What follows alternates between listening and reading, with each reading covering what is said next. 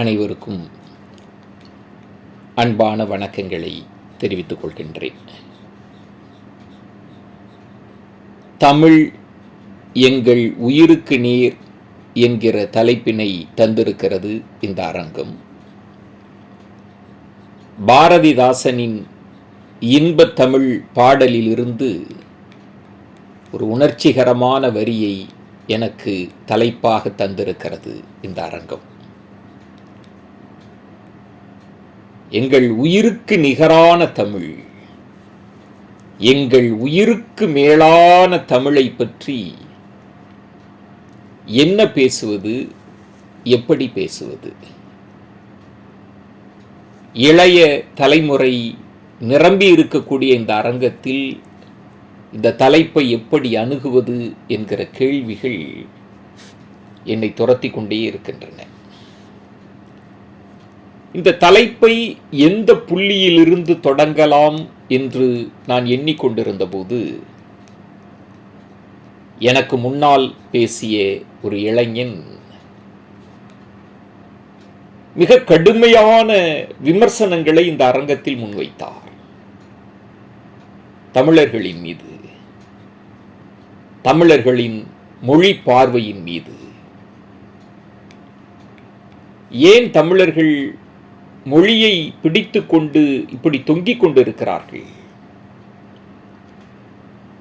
ஏன் மொழியை உணர்ச்சிகரமாக பார்க்கிறார்கள்?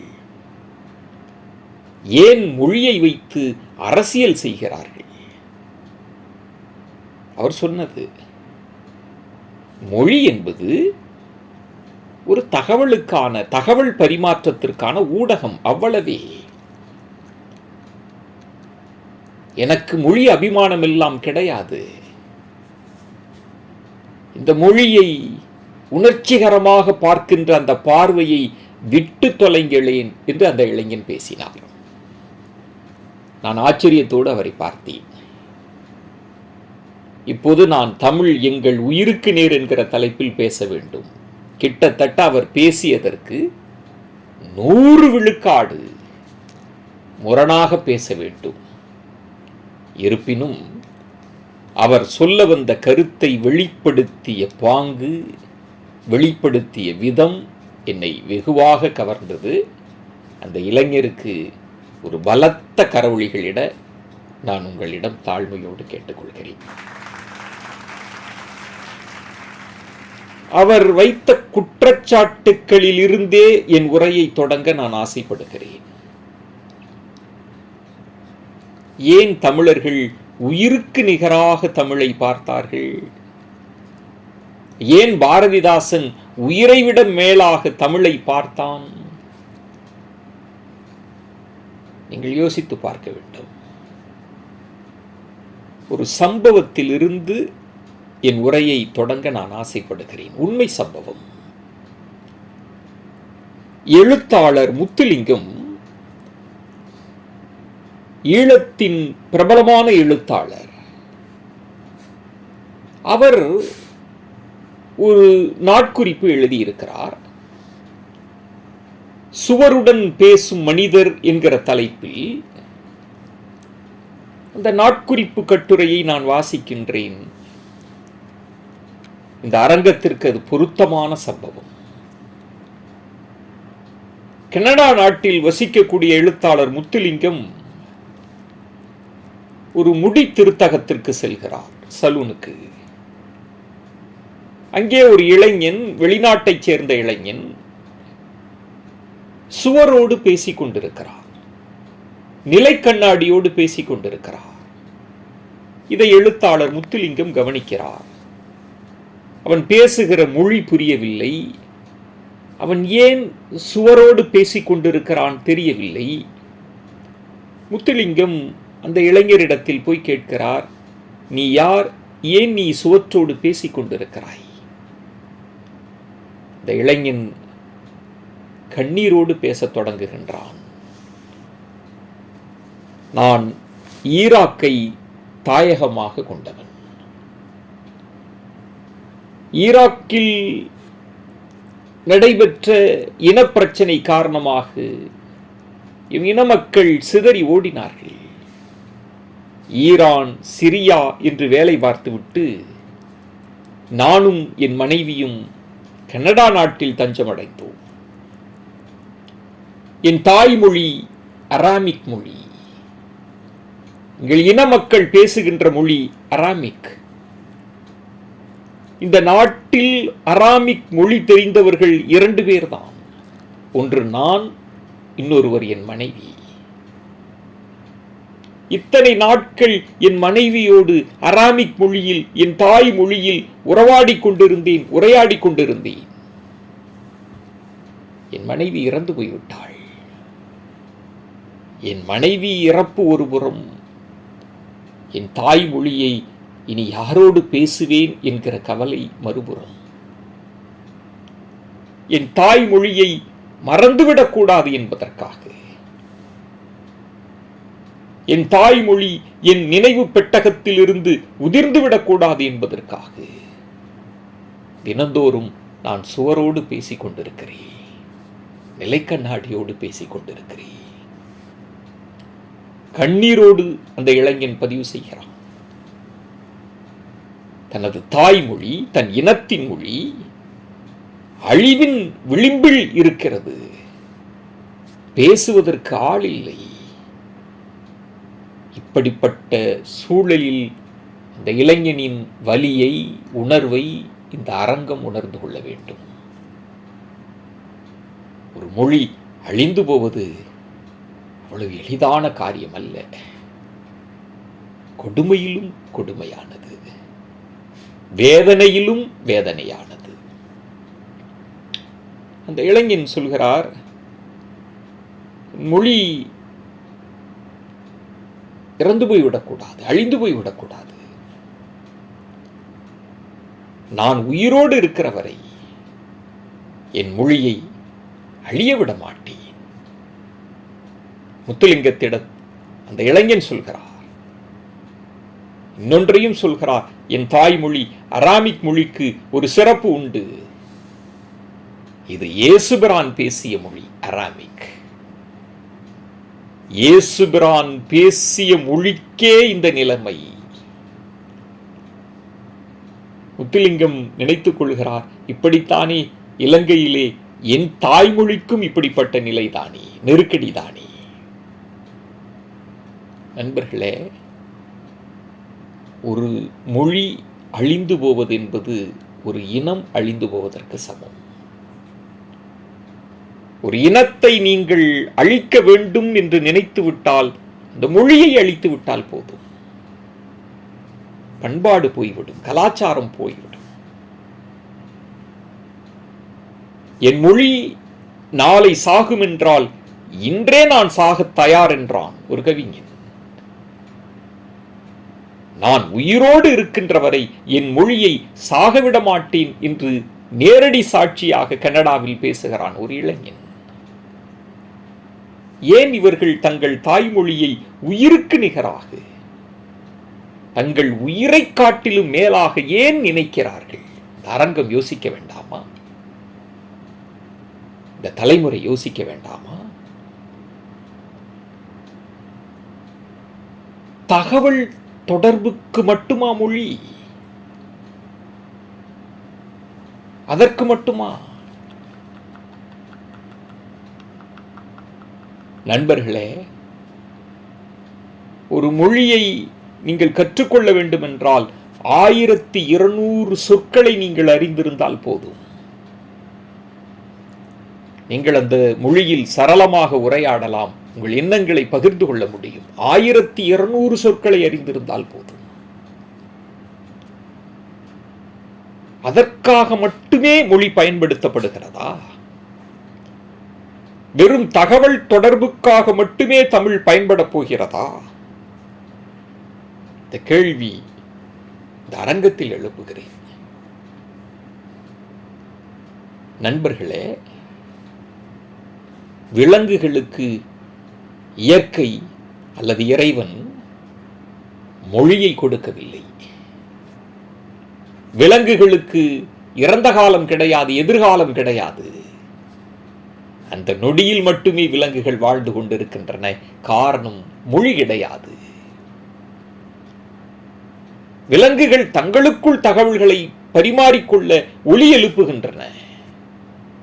எதிரிகளை அச்சுறுத்த ஒலி எழுப்புகின்றன. இணையை கவர ஒலி எழுப்புகின்றன. நம்மை போல விலங்குகளும் உணவு உண்கின்றன, உறங்குகின்றன, இனப்பெருக்கம் செய்கின்றன, மடிந்து போய்விடுகின்றன. ஆனால் மனிதனுக்கு இயற்கை மொழியை வழங்கி இருக்கிறதே, விலங்குகளைப் போல மனிதன் வாழ்ந்துவிட முடியுமா? வெறும் தகவல் தொடர்பு மட்டுமே போதும் என்று ஒரு மொழியை நாம் அணுகிவிட முடியுமா? ஒரு மொழி அழிந்து போகிறது என்றால் ஒரு இனம் அழிந்து போவதற்கு சமம். ஒரு மொழி என்பது வெறும் சொற்கள் அல்ல, வெறும் வார்த்தைகள் அல்ல. ஒரு இனம் தனது அனுபவங்களை சொற்களிலே புதைத்து வைத்திருக்கிறது. கலாச்சாரங்களையும் பண்பாடுகளையும் வார்த்தைகளில் வடித்து வைத்திருக்கிறது ஒரு இனம். ஒரு மொழி அழிந்து போகும் என்றால் ஒரு இனத்தின் அடையாளம் அழிந்து போகிறது என்று பொருள். ஒரு மொழி அழிந்து போகிறது என்றால் ஒரு இனம் அடையாளமற்று முகவரியற்று போய்விடுகிறது என்று பொருள். நீங்கள் கவனமாக என் உரையை கேட்க வேண்டும். மொழி என்பது வெறும் சொற்களும் வார்த்தைகளும் அல்ல. தனது அனுபவங்களை மொழிக்குள் புதைத்து வைத்திருக்கிறது இனம். தனது ஞானங்களை, தங்களது அனுபவங்களை தமிழினம் வார்த்தைகளிலும் சொற்களிலும் வடித்து வைத்திருக்கிறார்கள். நீங்கள் யோசித்து பாருங்கள். வெறும் சொற்கள் அல்ல, வெறும் வார்த்தைகள் அல்ல. மொழியை எப்படி பார்க்கக்கூடாது. காற்றை தமிழன் 4ஆக பிரித்தான். கிழக்கில் இருந்து வீசக்கூடிய காற்று கொண்டல், மேற்கில் இருந்து வீசக்கூடிய காற்று கோடை, தெற்கில் இருந்து தவழ்ந்து வரக்கூடிய காற்று தென்றல், வடக்கில் இருந்து வீசக்கூடிய காற்று வாடை. வாடை என்றும் தென்றல் என்றும் கொண்டல் என்றும் கோடை என்றும் காற்றை திசைகளை வைத்து பிரித்தான் தமிழன். வெறும் சொற்களா? வெறும் வார்த்தைகளா? கொண்டல் என்றால் மேகம் என்று பொருள், கொண்டல் என்றால் மழை என்று பொருள். கிழக்கிலிருந்து வீசக்கூடிய காற்று மேகங்களை திரட்டி வந்து மழை பொழிவை ஏற்படுத்தும் என்கிற அனுபவத்தின் மூலமாக, தனது சூழலியல் அறிவின் மூலமாக, இயற்கையை அனுமானித்ததன் மூலமாக கிழக்கிலிருந்து வீசக்கூடிய காற்றிற்கு கொண்டல் என்று பெயரிட்டான். தமிழனின் அனுபவம் இந்த வார்த்தைகளில் புதிந்திருக்கிறது. நண்பர்களே, இளைஞர்களே, நான் சிறு வயதில் இருக்கிற போது மாடு மேய்க்கக்கூடிய பெரியவர், படிப்பறிவில்லாத பெரியவர், அவர் சொல்வார், கிழக்கிலிருந்து கொண்ட காத்து வீசுது, மாட்டை வெரசா ஓட்டு சொல்வார். ஆடி காற்றில் அம்மியும் நகரும் என்கிற அந்த பழமொழி, கிராமத்து வழக்கு சொல், காற்றை நீண்டகாலமாக அனுமானித்ததன் வடிவம்தான் அந்த சொல், அந்த பழமொழி. இப்ப அப்படி இல்லை, காத்து மாறிப்போச்சு. நான் படிக்கிற காலகட்டத்தில் கோடை முடிந்து அந்த ஜூன் மாதம் ஆடி பிறக்கின்ற போது அப்படி ஒரு காற்று வீசும், கூரையை பித்து கொண்டு வீசும். நாங்கள்லாம் விளையாடுவோம் மணல்ல, இந்த ஆடி காத்துல. தீப்பட்டை அட்டைகளை அப்படியே நறுக்கி சக்கரமாக மாற்றி இந்த ஆடி காற்றில் சல்லிக்கட்டு விளையாட்டு நடத்துவோம். நீங்கள் யோசிக்கணும், தமிழன் தனது அனுபவங்களை மொழிக்குள் புதைத்து வைத்திருக்கிறான். தமிழனின் ஞானத்தை நீங்கள் மொழிகளில் தேட முடியும். எனக்கு தகவல் தொடர்பு மட்டும் போதும் என்று சொல்லிவிட முடியாது. அதற்காகவா மொழி? 1200 சொற்கள் போதுமா? தமிழில் பல லட்சம் சொற்களை உருவாக்கி வைத்திருக்கிறான் தமிழன். தமிழ் என்பது ஞான பெட்டகம். யானையை குறிக்க மட்டும் 60 சொற்களை தமிழன் பயன்படுத்தி இருக்கிறான். ஒரு யானையை குறிக்க 60 சொற்களா? வேளம், களிறு, துதிக்கை உடையதை கைமா என்று பயன்படுத்துகிறான். கைமா என்றால் யானை. ஆம்பல், வாரணம், கரையடி. உரல் போன்ற பாதமுடைய யானையை கரையடி என்று சொன்னான். யானைக்கு எதற்காக 60 பெயர்கள்? யானையை பற்றிய நுண்ணிய தமிழனின் மதிப்பீடுதான் இந்த 60 பெயர்கள். வெறும் சொற்கள் அல்ல.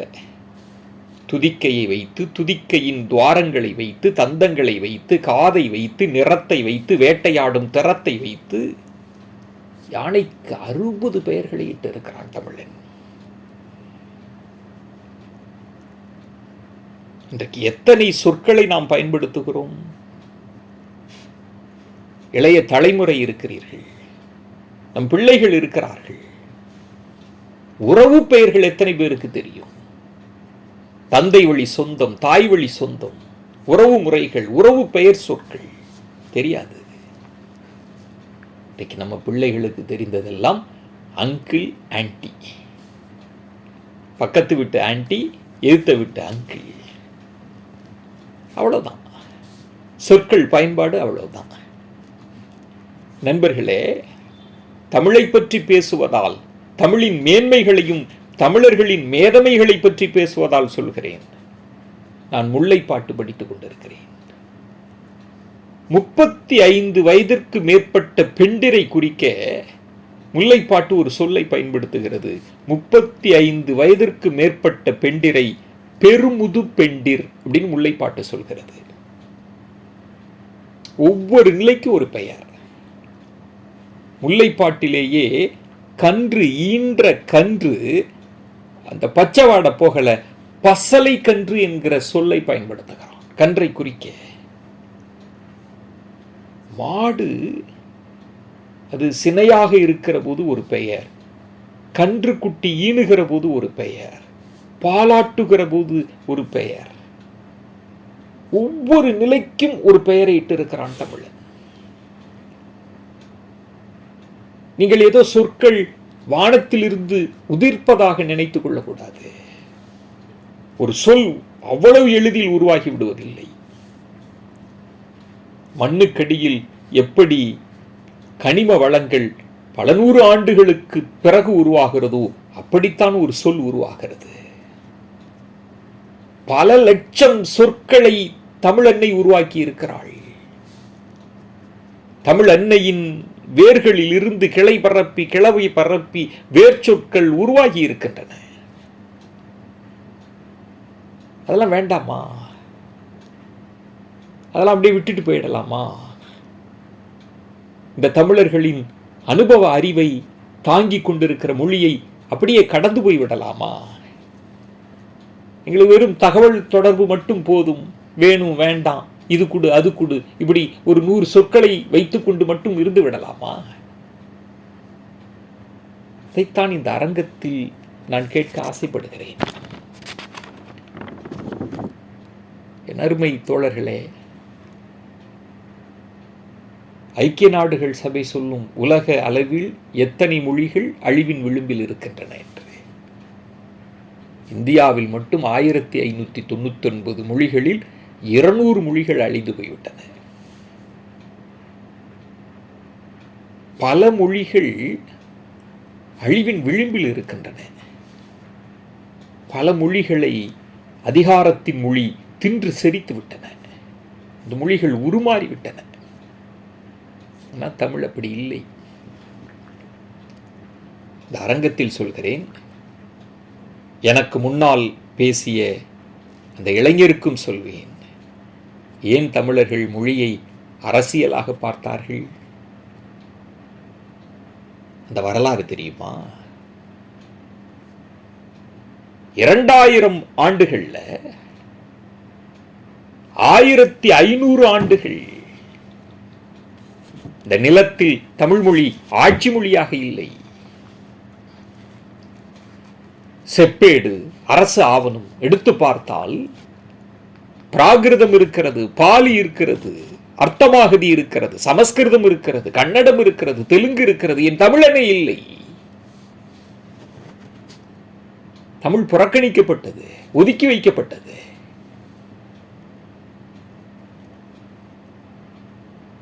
அதிலிருந்து எதிர்த்து புறப்பட்டதுதான் இங்கு மொழி அரசியல். என் தமிழன்னைக்கு இடம் இல்லையா? என் தமிழுக்கு இடம் இல்லையா? உங்களுக்கு சொல்கிறேன், 1500 ஆண்டுகள் தமிழ் நிலத்தில் தமிழ் ஆட்சி மொழியாக இல்லை. ஆனால் தமிழ் இன்றைக்கும் உயிர்ப்போடு இருக்கிறது, உணர்வோடு இருக்கிறது. 3500 ஆண்டுகளுக்கு முற்பட்டு புழக்கத்தில் இருந்த தமிழ் சொற்கள் இன்றைக்கும் புழக்கத்தில் இருக்கிறது. நீங்கள் கலெக்டர் ஆபீஸ் போயிருப்பீங்க, ஆட்சி தலைவர் என்பார்கள். இப்போது ஆட்சியர் என்கிற சொல் பயன்பாட்டில் இருக்கிறது. 3500 ஆண்டுகளுக்கு முன்பாக கம்பன் பயன்படுத்தி இருக்கிறான் ஆட்சியர் என்ற சொல். இன்றைக்கு அது பயன்பாட்டில் இருக்கிறது. நான் ஒரு கிராமத்திற்கு போனேன். ஒரு பெரு மூதாட்டி என்னிடம் பேசிக் கொண்டிருக்கிற போது அந்த மூதாட்டி சொல்கிறாள், அந்த பெண்மணி ஒரு பெண்மணி குறித்து பேசிக் கொண்டிருக்கிற போது அவள் அரற்றினாள் என்று ஒரு சொல்லை பயன்படுத்தினாள். அரற்றினாள், புலம்புறா, அழுதுகிறாள், ஓலமிடுகிறாள். அதை குறிக்க அரற்றினாள் என்கிற சொல்லை அந்த பெருமூதாட்டி பயன்படுத்தினாள். நான் யோசிக்கிறேன், மணிமேகலை பயன்படுத்திய அந்த சொல்லை ஒரு படிப்பறிவில்லாத ஒரு பெருமூதாட்டி பயன்படுத்துகிறார், அரற்றினாள் என்று. 1500 ஆண்டுகள் தமிழ் ஆட்சி மொழியாக இல்லாவிட்டாலும் தமிழர்களிடத்தில் உயிர் மொழியாக தமிழ் இருக்கிறது. அரங்கத்தில் சொல்வேன், பிள்ளைகளுக்கு சொல்வேன், எந்த பேரரசனும் எந்த மாமன்னனும் தமிழை வளர்க்கவில்லை, ஆட்சிபிடத்தில் அமர்த்தவில்லை. மன்னர்களை நம்பி தமிழ் உயிர்ப்போடு இல்லை, பேரரசுகளை நம்பி உயிர்ப்போடு இல்லை.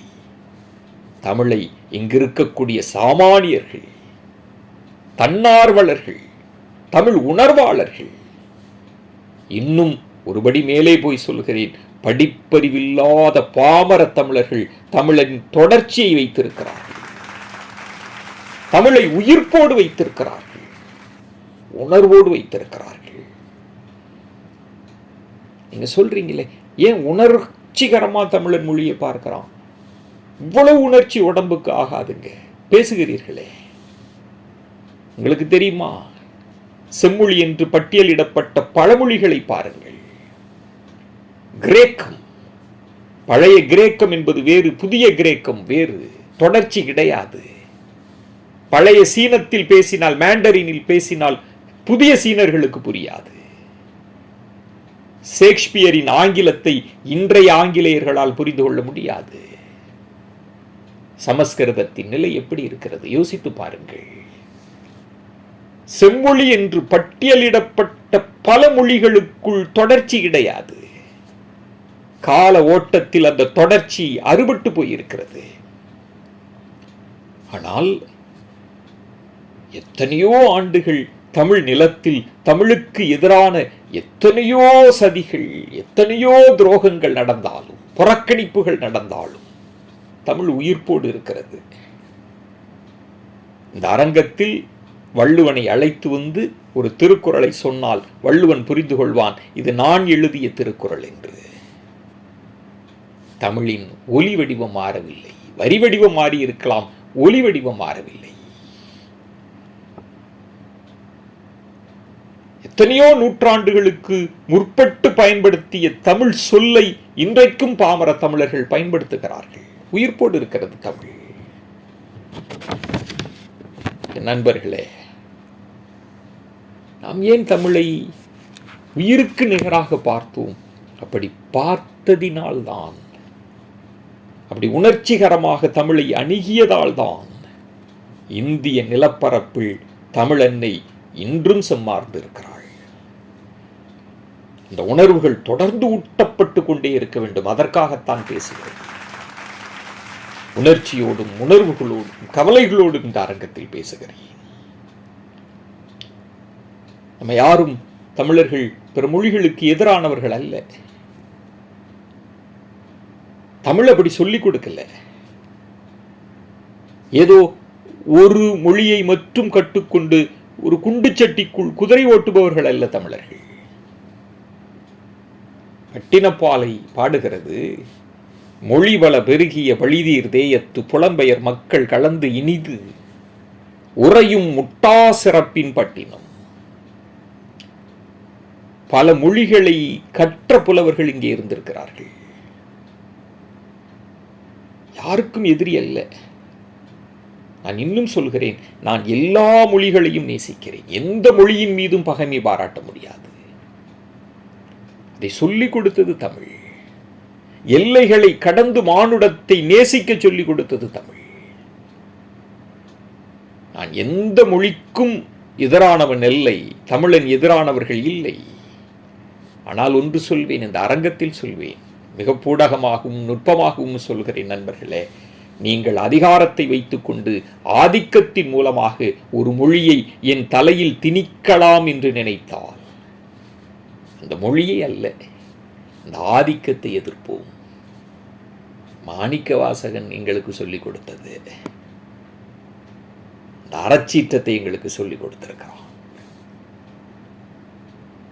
எத்தனையோ அதிகாரங்களை கொண்டு ஆதிக்கத்தை கொண்டு மொழிகளை வளர்க்க பயன்பட்டார்கள். மொழிகளை இந்த நிலப்பரப்பில் புகுத்த பலர் முற்பட்டார்கள். ஆதிக்கத்தின் மூலமாக எல்லாம் ஒரு மொழியை வளர்த்து விட முடியாது. எங்கள் உணர்விலே, எங்கள் உயிரிலே, எங்கள் குருதியிலே எங்கள் மொழி கலந்திருக்கிறது. அப்படிதான் இருக்கும். தமிழ் எங்கள் உயிருக்கு நேர் என்கிற தலைப்பை தந்திருக்கிறீர்கள். எங்கள் உயிரை விட மேலானது தமிழ். நான் பார்க்கிறேன், முன்னோர்கள் ஒன்றும் முட்டாள்கள் அல்ல அப்படின்னு சொல்லி தமிழர்களை ஏகடியம் பேசுகிற, பகடி செய்கிற ஒரு கூட்டம் வந்துவிட்டது. எங்களிடத்தில் சில மிகைப்படுத்தல்கள் இருக்கலாம், நான் ஏற்றுக்கொள்கிறேன். மொழியியல் சார்ந்து, ஆய்வுலகம் சார்ந்து சில மிகைப்படுத்தல்கள் இருக்கலாம், நான் ஏற்றுக்கொள்கிறேன். அதற்காக தமிழனின் எந்த வரலாறும் இல்லை, தமிழனுக்கு எந்த வரலாறும் கிடையாது என்கிற வாதத்தை ஏற்றுக்கொள்ள முடியாது. தமிழனின் ஞானம், தமிழனின் அறிவு, தமிழனின் மொழி புலமை இன்னும் இந்த உலகம் கண்டுகொள்ளாமல் இருக்கிறது. எங்களை ஏகடியம் செய்பவர்களுக்கு சொல்வேன், எங்களுக்கு கடந்த காலம் இருக்கிறது, வரலாறு இருக்கிறது, அதற்காக பேசுகிறோம்.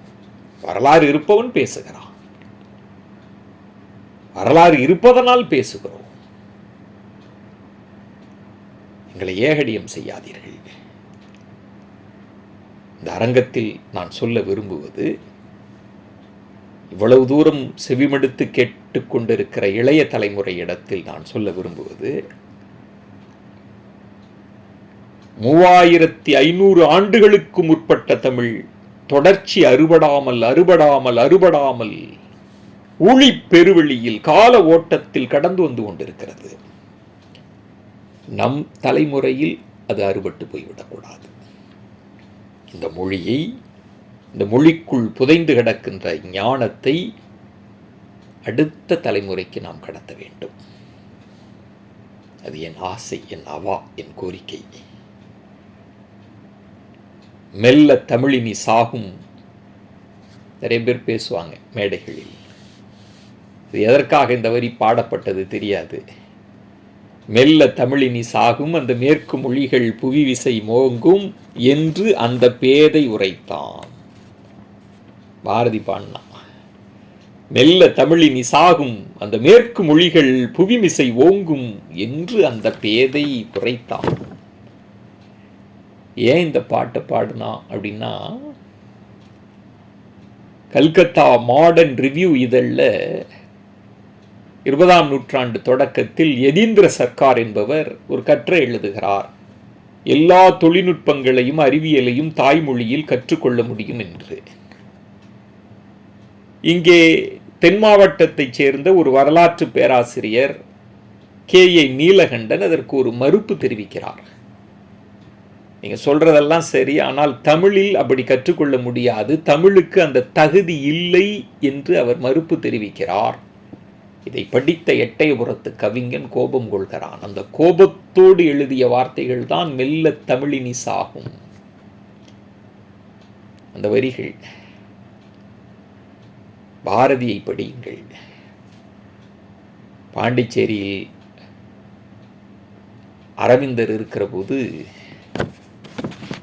அரவிந்தர் பாரதியிடத்தில் சொல்கிறார், வங்கத்து மொழி தமிழை விட உயர்வானது என்று சொல்கிறார்.